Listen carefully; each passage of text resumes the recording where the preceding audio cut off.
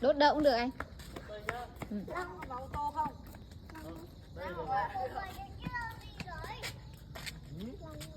Nó phụt thẳng lên mà, sao mà vào ô tô được. Nó phụt tí thôi. Tô nốt không?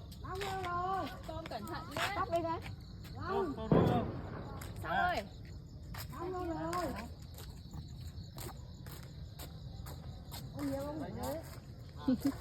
Siêu sớm.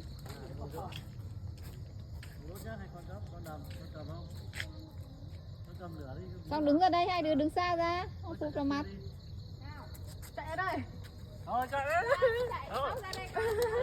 Bắt đầu. Áo hoa đây. Ôi.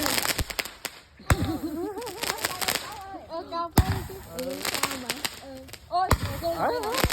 Đấy.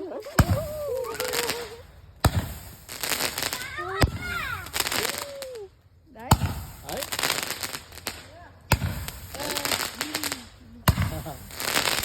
Cao phết nhỉ. Đây cái quả đây nhỉ? Chắc là khoảng 10 quả. Em đoán thì 15 hay sao? Là 15 quả. Đấy. Ôi. Lại ngủ mất rồi. xong rồi còn răng ra không gì nữa.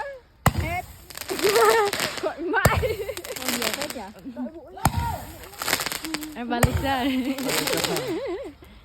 Hết rồi đấy. Rồi. Ra muộn rồi.